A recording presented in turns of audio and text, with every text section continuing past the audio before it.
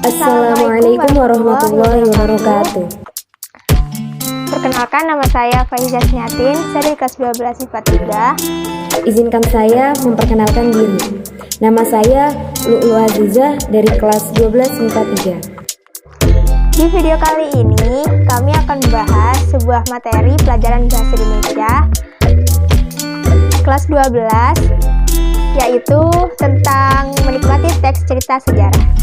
Apa kalian tahu apa sih teks cerita sejarah itu? Teks cerita sejarah adalah teks yang menjelaskan dan menceritakan tentang fakta dan kejadian masa lalu yang menjadi latar belakang terjadinya sesuatu yang mempunyai nilai sejarah. Ciri-ciri teks sejarah. 1. Disajikan secara kronologis atau urutan peristiwa. 2. Bentuk peristiwa cerita ulang atau recount. 3. Sering menggunakan konjungsi temporal. 4. Isi berupa fakta. Struktur teks cerita sejarah. Yang pertama, orientasi. Orientasi ini berisi tentang pengenalan atau pembukaan dari teks cerita sejarah. Biasanya berisi mengenai penjelasan singkat dari suatu peristiwa yang diceritakan. Kedua, insiden atau urutan peristiwa. Bagian ini berisi mengenai rekaman peristiwa sejarah yang terjadi yang disampaikan menurut urutan kejadian atau waktu dari awal kejadian hingga sampai pada akhir kejadian.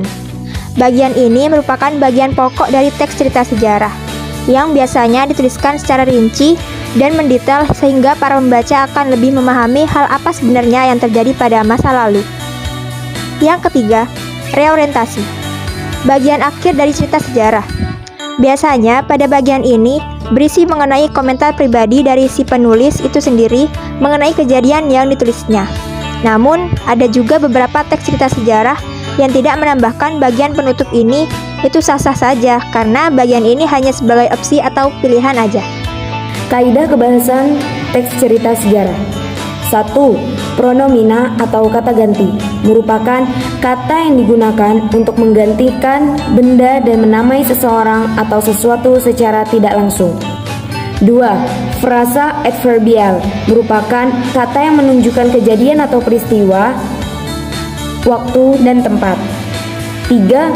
Verba material adalah kata yang digunakan untuk menunjukkan suatu aktivitas yang menggunakan fisik dalam menentukannya, misalnya membaca, melempar, mendorong, dan lainnya. 4. Konjungsi temporal atau kata sambung waktu berguna untuk menata urutan-urutan peristiwa yang diceritakan. Teks cerita sejarah hanya memanfaatkan konjungsi temporal. Contohnya yaitu kemudian, setelah, lalu, dan lainnya. 5. Kalimat majmuk, yaitu kalimat yang terdiri atas dua kalimat atau lebih yang digabungkan menjadi satu kalimat. Contoh teks cerita sejarah. Di sini bisa kalian baca sendiri.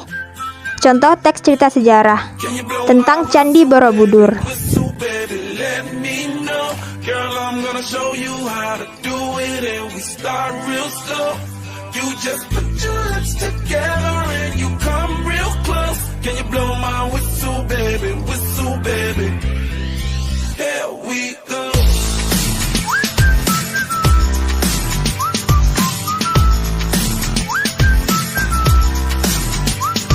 Look, I'm betting you like people, and I'm betting you love freak mode. Demikian pembahasan dari kami. Kurang lebihnya mohon maaf. Semoga kalian memahami apa yang kami sampaikan. Terima kasih. Wassalamualaikum warahmatullahi wabarakatuh.